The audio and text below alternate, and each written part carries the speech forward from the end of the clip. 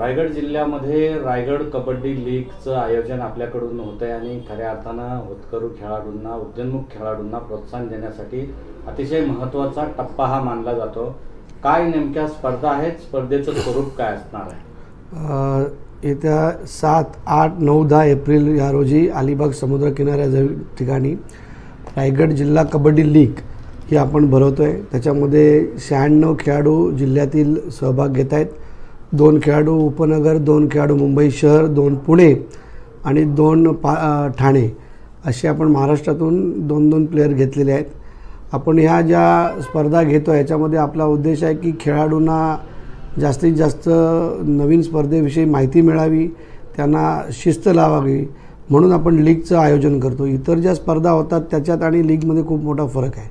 लीगमध्ये वेळेवर स्पर्धा सुरू होतील, वेळेवरती त्या संपतील आणि त्याच्यामध्ये जे नियम्स आहेत ते पाळणारे कसे पाळले जातात, पंचांची वागणूक कशी असली पाहिजे, ॲज वेल ॲज पंचांनी पण कसं वागलं पाहिजे, या सगळ्या गोष्टींचा अनुभव एकत्रितपणे ह्या सर्व खेळाडूंना मिळण्यासाठी आपण ही लीग केलेली आहे।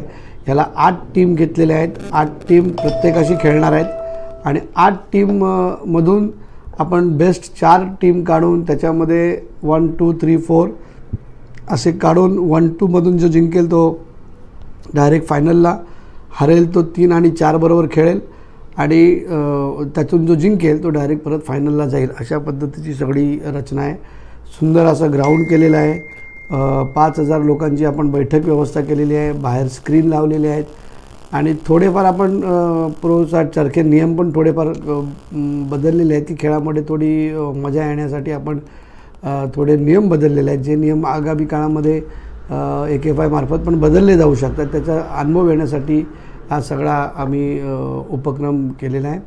ज्या ज्या मालकांनी टीम घेतल्या त्या सर्वांना आम्ही धन्यवाद देतो, कारण सगळे मालक आणि संघटना यांनी मिळून खेळाडूंच्या फायद्यासाठी आज आपण ही लीग घेतलेली आहे। आज लीग घेताना असोसिएशनचे जे सगळे पदाधिकारी आहेत त्यांनी ठरवलं आहे की त्या लीगच्या प्रमोशनमध्ये आमचा कुठेही उल्लेख किंवा आमचे कुठेही फोटो बॅनर्स न येता जास्तीत जास्त खेळाडू कसा प्रमोट होईल त्याच्यावर आम्ही जास्तीत जास्त लक्ष दिलेले आहेत।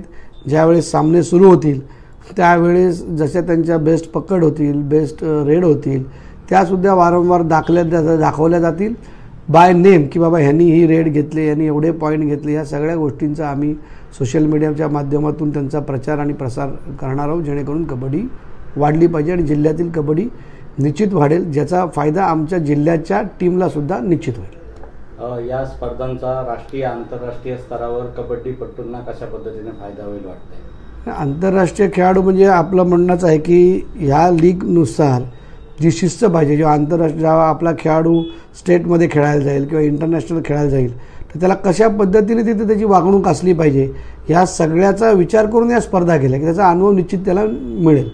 प्रमुख पाहुणे म्हणून साधारणतः कोण आहेत? प्रमुख पाहुणे उद्घाटन वगैरे असं काय लीगला ठेवलेलं नाही। लीगच्या रूल्सप्रमाणेच आपण केलेलं आहे। आपण सगळ्यांना राजकीय क्षेत्रातील, खेळाडू क्षेत्रातील, प्रोफेशनल क्षेत्रातील सगळ्या लोकांना आपण आमंत्रण दिलेलं आहे। त्यांचं आपण तिथे निश्चित स्वागत सत्कार करणार आहोत। पण ज्याच्या ह्याच्या हस्ते उद्घाटन, त्यांच्या हस्ते बक्षीस समारंभ असा काही कार्यक्रम आपण ठेवलेला नाही आहे।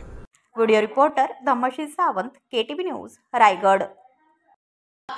आपल्या परिसरातील बातम्या आमच्यापर्यंत पोहोचवण्यासाठी स्क्रीनवर दिलेल्या क्रमांकावर संपर्क साधू शकता। दूरध्वनी क्रमांक 9833235011। त्याचप्रमाणे अधिक माहितीसाठी स्क्रीनवर दिलेल्या KTV न्यूजच्या ईमेल ID वर देखील संपर्क करता येईल।